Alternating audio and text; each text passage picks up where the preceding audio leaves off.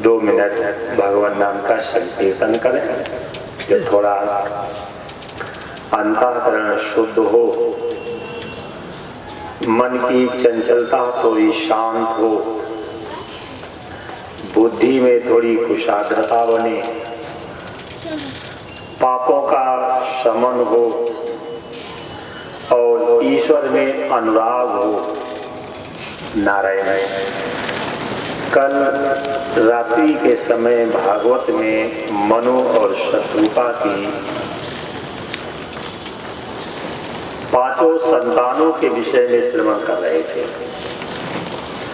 और कथा इसलिए इनकी लिखी गई है, इसलिए इनकी सुनी जाती है कि इन लोगों ने अच्छे कर्म किए तो इनका नाम पुराणों में आया है और इनकी कथा सुनकर के हम भी अपने जीवन को सुधारें, जो मेरा भी एक इतिहास बने। कर्म अच्छे करो, अच्छी जिंदगानी आपकी, और लोग भी सीखें सबक सुनकर कहानी आपकी। हम अच्छे कर्म करेंगे, हमें अच्छी गति मिलेगी और लोगों को भी आपकी करनी से शिक्षा मिलेगी। ये कथाएं इसीलिए सुनी जाती हैं, जैसे मनु और शत्रुपा संस्कारित और धार्मिक थे, ऐसे इनकी 5 संतानें जो थी वो भी संस्कारित और धार्मिक थी। तो देवहूति का विवाह कर्दम नाम के महात्मा के साथ हुआ, जिनके 9 कन्याएं और 10वें में कपिल भगवान का आगमन हुआ। ये कथा कल आपने दिन में सुनी थी। उनकी दूसरी कन्या का नाम था देवहूति प्रसूति। प्रसूति का विवाह ब्रह्मा जी के आग्रह पे दक्ष ने भगवान शंकर के साथ किया और भगवान शंकर के साथ सती के जन्म से लेकर के देह त्याग तक की कथा ये कल शाम के समय आपने सुनी थी। देवहूति, प्रसूति और अकृति का विवाह किया गया है प्रजापति रुचि के साथ, जिनसे यज्ञ नाम का पुत्र पैदा हुआ है और दक्षिणा नाम की कन्या पैदा हुआ। इसके बाद इनके 2 पुत्र थे, जो बड़े पुत्र का नाम था उत्तानपाद। उत्तानपाद का अर्थ होता है उतात पादम सा उत्तानपाद, जिसका सिर नीचे हो और पैर ऊपर हो उसे कहते उत्तानपाद। प्रत्येक जीव माँ के पेट में जब था तो सिर नीचे होता है और पैर ऊपर होते हैं, तो प्रत्येक जीव का नाम है उत्तानपाद। आपको ये भी कथा मालूम होगी कि राजा उत्तानपाद के 2 विवाह हुए थे, एक सुनीति और एक सुरति। प्रत्येक जीव के 2 विवाह हुए हैं। शास्त्र की बात मानोगे तो मेरी पत्नी का नाम है सुनीति, और शास्त्र की बात नहीं मानोगे तो मेरी पत्नी का नाम है सुरति, क्योंकि ये बुद्धि जो है यही तो पत्नी है। पति पत्यते रक्षति सा पत्नी।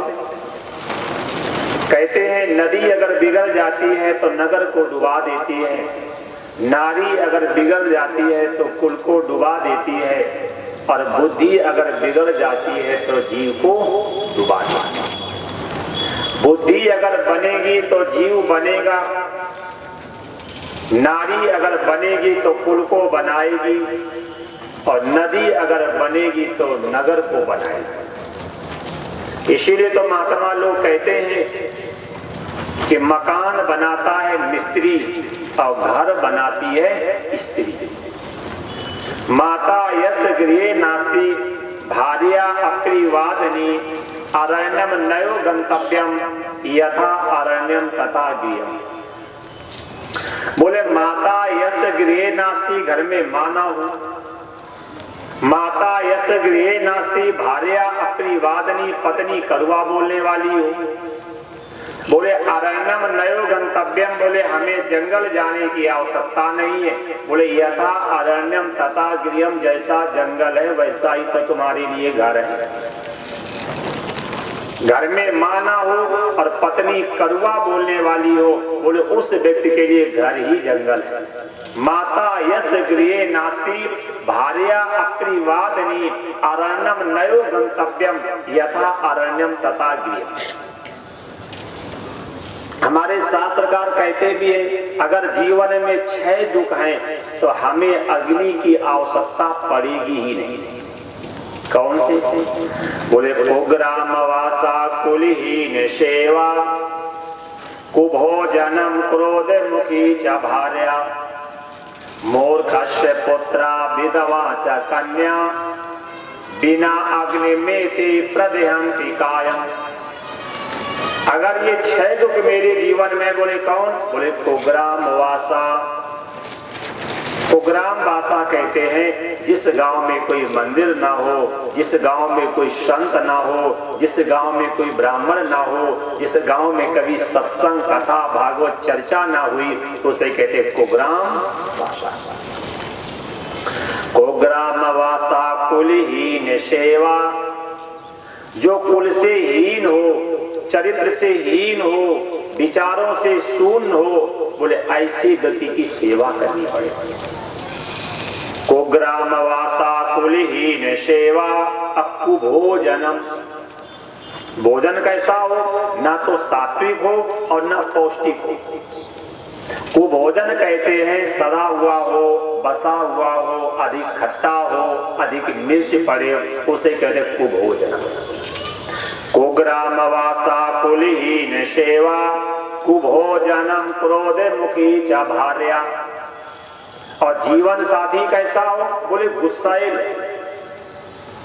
और मूर्खस्य पुत्रा विधवा च कन्या,